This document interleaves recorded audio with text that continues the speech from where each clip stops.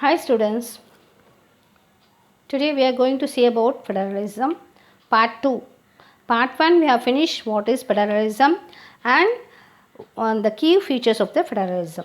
Now we are going to see about the topic what makes India a federal country. In this we are having in the previous chapter we have seen that in Belgium and small countries of Belgium and Sri Lanka are having many problems in having the power sharing of the government, but India is a vast country having many languages, having many states. Let us see what is going on in India. Okay, India had emerged as an independent nation after independence. Several provisional states became a part of country. The constitution declared India as a union of the states. Indian union is based on the principle of federalism. After the independence, more provinces and more regional states unitedly make a Indian union, and Indian union is based on the principle of federalism. The constitution originally provided for a two-tier system of government only. First, the constitution was provided only for the two-tier government, that means central and the states. A third tier of federalism was added in the form of panchayat and municipalities. This local government, I mean panchayat and municipalities, was added in the constitution later only. First, they had that originally provided for the two tiers only. One is the central and the other one is the state. And the third tier, I mean for the local government, it was added in the form of panchayat and municipalities. The constitution clearly provided a threefold distribution of the legislative powers.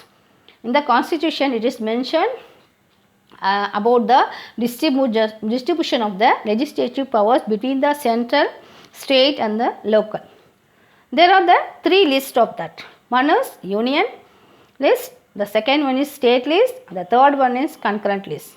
See, in the union list, I mean it is from the central government. These include the subject of national importance such as defense, foreign affairs, banking, communication and currency. These are the subjects related to the union list. Coming to the state list, it contains local importance such as police, trade, commerce, agriculture and irrigation. These are the subjects that contained in the state list. And for the concurrent list, for this list, it includes subject of the both the union and the state. It has the subject including the common interest of both union and the state, such as education, forest, trade, unions, marriage and adoption. These are the things included in the concurrent list. The union government has the power to legislate on the residuary subject. It means the central government, union government means central government has the power to legislate on the residuary means rest of the subject will be administrated by the central government. The central government has the power of legislation for the residuary subject. Some states in India do not have identical powers. In some of the states, it's not this power is not identical. The example is Jammu and Kashmir. In Jammu and Kashmir has its own constitution. This state having the separate constitution for its own. Indians who are not permanent residents of these states, the Indians who are not the permanent residents of these states cannot buy a land or house here. Okay. And another one, there are some units of Indian unions which enjoy very little powers. This area will be so small and they cannot able to become an independent states. This example is Chandigarh, Lakshadweep, capital city of Delhi. They are called union territories. The central government has special power in running these areas. Any dispute about the division of the powers, the High Court and the Supreme Court make a decision on it. The next topic we are going to see is how is federalism practiced in India. See, the real success of federalism in India comes to attributed to the nature of democratic policy in a country. See, there are some challenges faced by the Indian politics, maybe formation of the state and language policy. See, in the formation of the states on the basis of languages, the creation of the linguistic states was the first and the major test for the democratic policy in our country. See, many regional languages, many states which are talking different languages. We have thus in Indian politics have to formate the state on the basis of languages first. There are more and many languages now also. From 1947, many old states have vanished. Old states have vanished and many new states have been changed. The old states have vanished and they change into new status, areas, boundaries and name of the states. The area belong to that regional states and boundaries between them and some names of the states. Okay, since we are Tamil people, we are speaking Tamil means it name Tamil Nadu like that. Names of the states have been changed that time. Some states were created to recognize difference based on culture. See, in some states are created recognize their culture, ethnicity or geography. Due to the geographical area and their culture, these states are recognized. See, Nagaland, Uttarakhand and Jharkhand. These are the example of this. Nagaland, Uttarakhand and Jharkhand. See, this one example. Nagaland, Uttarakhand and Jharkhand are the example for this state which are created to recognize the difference based on culture.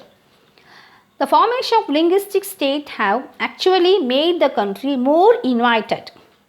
It has made administration easier also. See, that formation of the states based on the languages, it is very easy for the administrator to administrate the region very easily. The next one is language policy. See, our constitution did not give the status of the national language to any one language.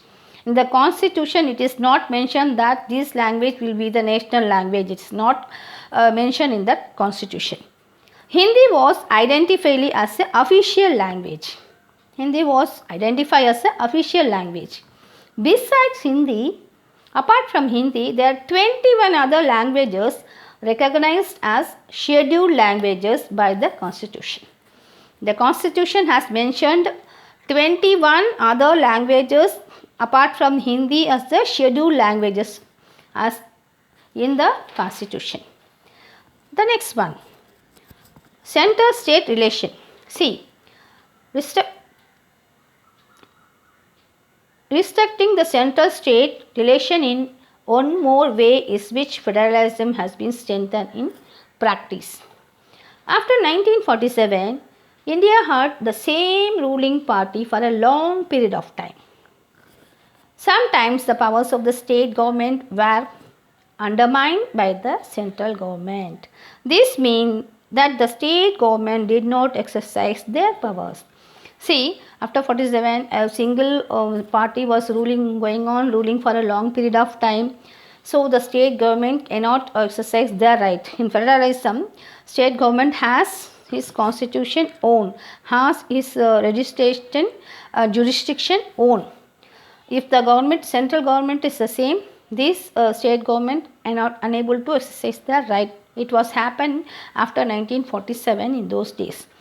In those days, central government would often misuse the constitution to dismiss the state government that are controlled by the rival parties. The central government belong to one party and the state government belong to another party, rivalry party. That time the central government misused the constitution to dismiss the state government. This undermined the spirit of federalism. All this changed after 1990. This was changed after 1990.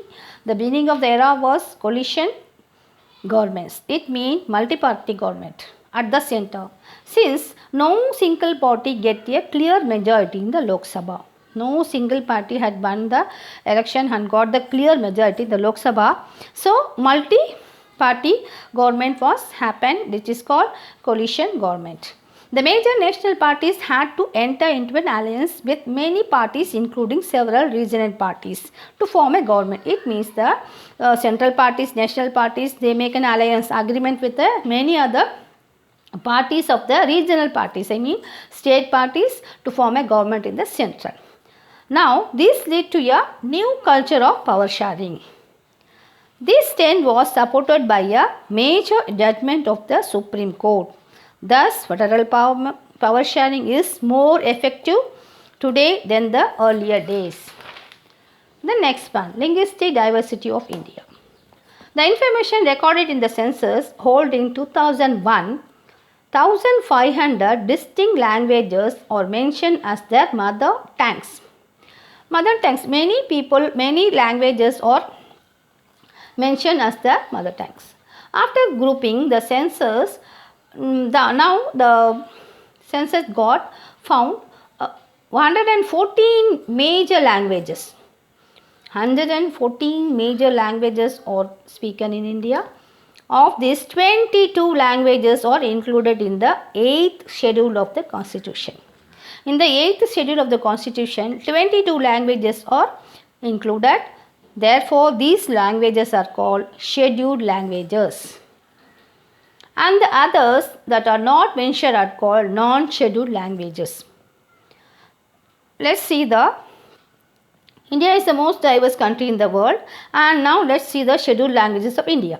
See, Assami, Bengali, Bodo, Dogri, Gujarati, Hindi, Kannada, Kashmiri, Konguni, Maithili, Manipuri, Malayalam, Marathi, Nepali, Oriya, Punjabi, Sanskrit, Santali, Sindhi, Tamil, Telugu and Urdu. These are the scheduled language mentioned in the Constitution.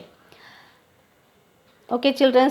Now you can able to follow these two topics. What makes India a federal country? Apart from this, how is federalism practiced? These two topics are finished. We can see the last topic in the next part. Okay, children. I think you can able to follow. I'll give some of the question answers in the WhatsApp. You can fulfill that and you can send it. Thank you, children. Thank you.